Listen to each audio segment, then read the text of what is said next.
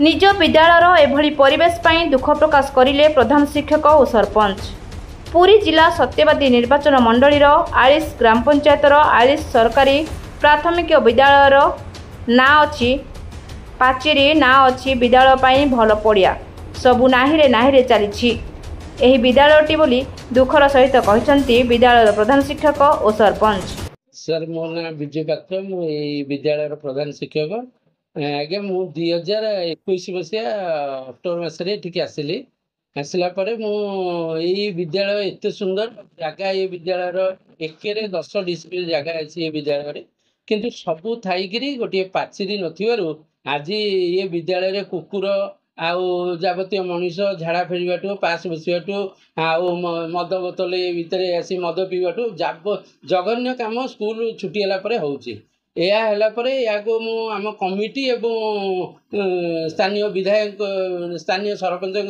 दृष्टिगोचर करें अनेक थर कही ये विद्यालय ये सब जिनस करने से विद्यालय 4 लाख केते टका सांसन होता से 2022 मसीह कहते किंतु तापर से टंका ऑटोमेटिक फेरीगला आउ नहीं टंका आसिले पाचेरी करेंगे ये करेंगे कहते किंतु यह केबे होता मोर स्वप्नर रही ना मो समय मु चिंतार अच्छी। सर विभाग अधिकारी विद्यालय विषय विद्यालय लिखित आकार जन विद्यालय ऑफिसर आम एबीओ बीओ सार जो सब आसुँच एबीओ सार बीओ सार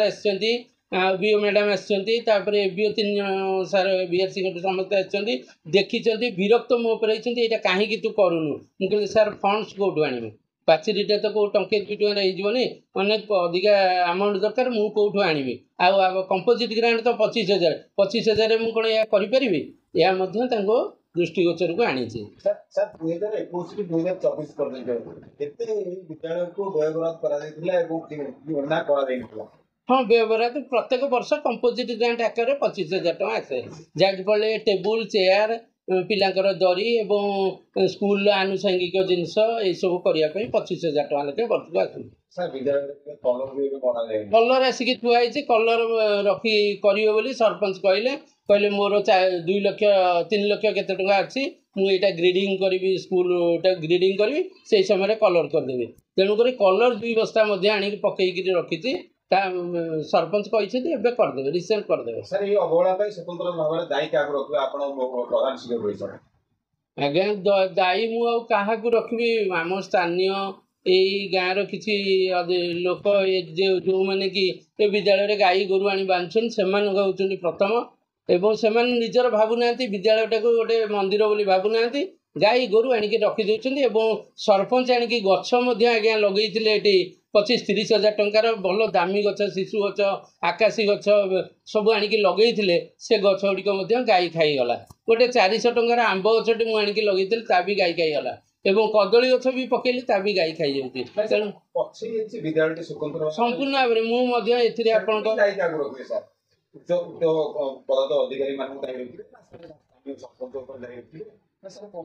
नहीं सरपंच तो अनेक थर आसिक आमको ये कोऑपरेशन करुँच कमिटी बस कही कर दियो मुझे करी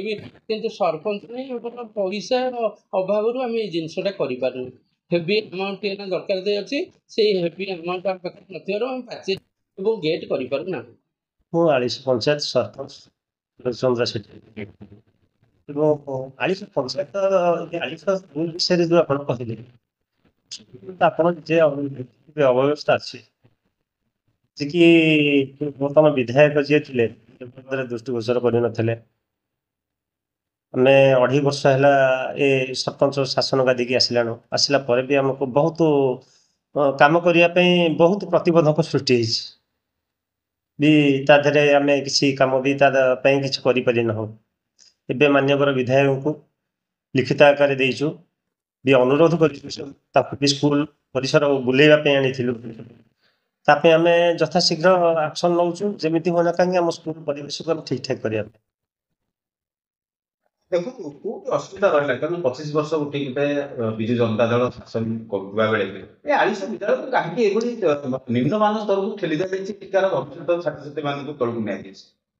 आप तो देखुवे अणदेखा कर गोटे विद्यालय जो जगह आमर भविष्य भविष्य आम आलिश पंचायतर हो कि आलिश ग्रामर हो पिला माने बड़ हेबे एवं शिक्षा दीक्षा लाभ कर बड़ हेबे किंतु से जगह अव्यवस्था पर अछि पिला पानी देहरे खाइबा जो जगह पर बसुछंती से जगह पर कुकुर माला माला 25 वर्ष शासन आगे यही प्रकार अवस्था भितर चली आम नूतन सरकार हेले सेमानक पाखरे आम दाबी भी रखीचु केमती आम स्कूल को आप शुणा पाइलु आप 25,000 टका खर्च कर दामी वृक्ष रोपण करते आज्ञा तो से वृक्ष गोटे भी देखा मिलूनी आज्ञा आपण तो बुझीथे हेडमास्टर ठार बुझीथे बहुत पैसा खर्च करी 2 पट बाडल ना आप देखी ना जोटा आमर पाचेरी से जगह जाल बाड़ करी गछ भी लगे प्लांटेसन आनी गछ लगे जे कि सुरक्षा कला परे भी लोक मानकर से जगह पर गाई बलद पोषिले कहला पर भी से बहुत किसी कटु कथा कहले से निरवध ही बसिया पड़ा तो यहाँ आगामी दिन घोषणी पड़ो कि आलिश विद्यालय ना ना माननीय विधायक कहते जे कि यही वर्ष 24 से नूतन रूप देवे स्कूल को पाचेरी खंडे नथिबारु विद्यालय रे गोरु गाई कुकुर छेली पशि विद्यालय परिसर रे लागिथिबा वृक्षगुड़िक